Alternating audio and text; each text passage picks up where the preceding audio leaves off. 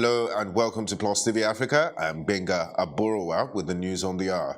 The chairman, Independent National Electoral Commission, Professor Mahmoud Yakubu, has declared that only valid votes cast by Nigerians will count towards determining who wins elections in Nigeria and not incumbency.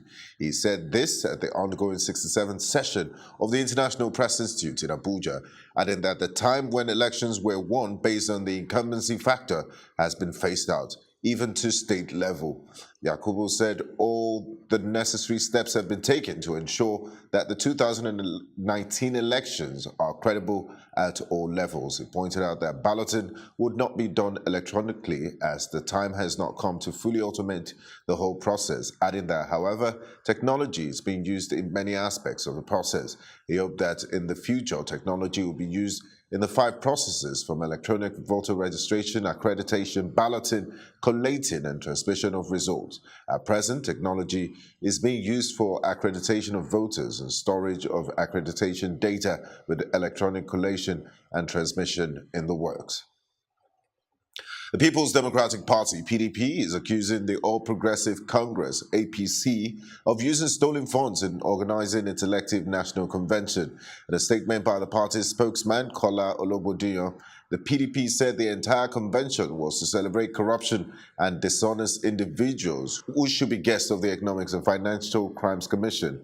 It said that though investigations have revealed that the APC-controlled states have coalesced to use and divert funds meant for major projects in various communities and for the well-being of the people to fund a failed convention.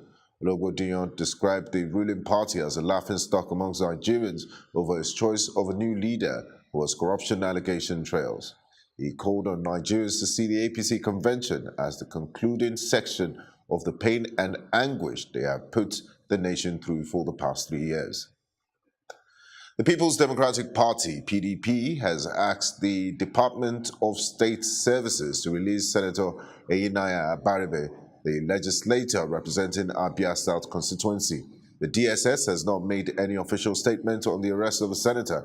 In a statement by Mr. Kola Olobodiyan, the National Publicity Secretary of the PDP, expressed fears over the safety of the senator, adding that the way in which Abaribe was arrested has confirmed its earlier concerns. The PDP had previously raised alarm over how the federal government is embarking on a clampdown of the opposition and perceived opponents of President Muhammadu Buhari's 2019 re-election bid.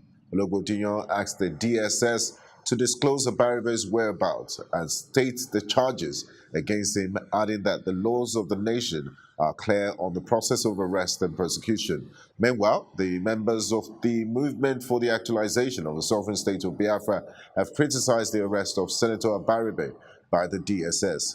The group urged President Muhammadu Buhari to ensure that the senator is immediately released.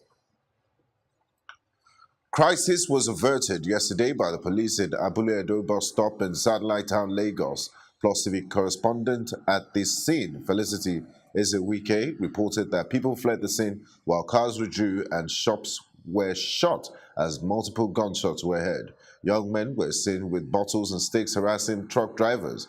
Policemen at the scene who confirmed the clash, however, urged our correspondent and camera crew to leave and find shelter until things settled. Eyewitnesses who refused to speak on camera said the clash was between the Ashogun and Oguntedo communities in the satellite town over land ownership. According to them, this has been ongoing for 2 years with the intermittent clashes like the one that took place yesterday. Few deaths have been recorded since the crisis began, and they say the government is aware of this situation, but no resolution seems to be imminent. In commemoration of the International Widows' Day marked on June 23rd, Plus TV Africa correspondent Felicity Ezewike met with some widows under the umbrella of Blessed Fruits Foundation, BFF, which is an NGO. I lost my husband at a very tender age of 30 years, 1985. I was just 30 years, 1985, and with tiny children. It was not easy, but I continued trying. But along the line, I had this urge to call other widows and help them through their plights, address their issues. We are being rejected. The family neglect us, they reject us. Even the piece of land that my husband bought before he passed on, the brothers, they seized it from my children. They collected it from us. So since then, I've been struggling here and there to survive with the children. When your husband is there, you look as if you have an umbrella that covers you. You have respect. But when when the man is not there, you see that people look down on you. It has been ups and downs, struggling. I'm a mother of three, and thank God I was able, God, I'm not the one, God was able to help me to raise the children. It's International Widows' Day, celebrated to draw attention to the welfare of women that have lost their husbands over the years. As we celebrate this day, let us ask ourselves, what more can be done for the Nigerian widow? Can we do more? That's the big question. My name is Felicity Ezewike, reporting for Plus TV Africa.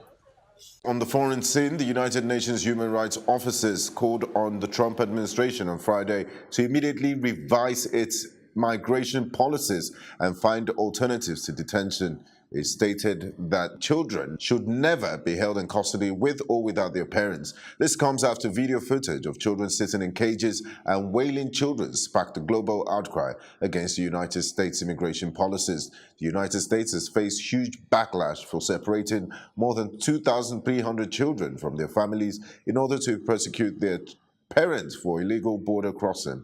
After much criticism, President Trump reversed the policy and signed an executive order to keep families together in detention while immigration proceedings continue. French authorities have ruled out drug overdose as the possible cause of death of celebrity chef Anthony Bourdain, who had committed suicide. Bourdain, a CNN presenter, was recently found hanging in a hotel bathroom in France.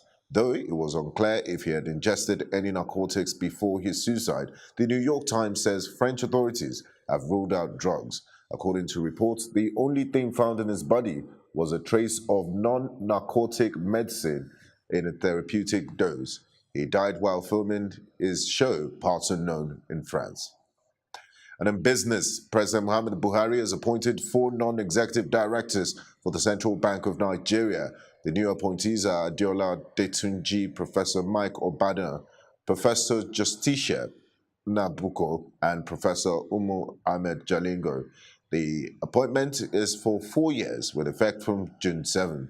The other appointments were Professor Abdullah Yusuf as the Chief Medical Director of the University of Ilorin Teaching Hospital for a period of 4 years, with effect from June 19th. Dr. Pauline Ikugu as Provost of the Federal College of Education, Eha Amufo in Enugu State, for a 4-year period, with effect from March 19, and also Professor Sunday Onohaibi was appointed again as the Rector of the National Institute of Construction Technology, Uromi in Edo State, for his final term of 4 years with effect from 25th of July.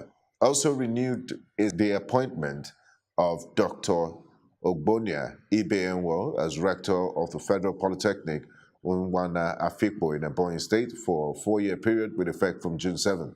The President urged the appointees to regard their appointments as a call to national service and to carry out their duties with diligence and uprightness for the benefit of the public. The Asset Management Corporation of Nigeria says it has recovered bad loans worth 731 billion naira as at December 2017. The corporation, which was established in 2010, says the figure is excluding clawbacks. AMCON says assets in form of property made up 35% of the total amount recovered in the period under review. Managing Director of the corporation, Ahmed Kuru, disclosed this while declaring open a 2-day asset sales strategy retreat in Abuja. Kuru blamed inflation and other market dynamics as reasons for the difficulty in converting assets to cash at competitive rates.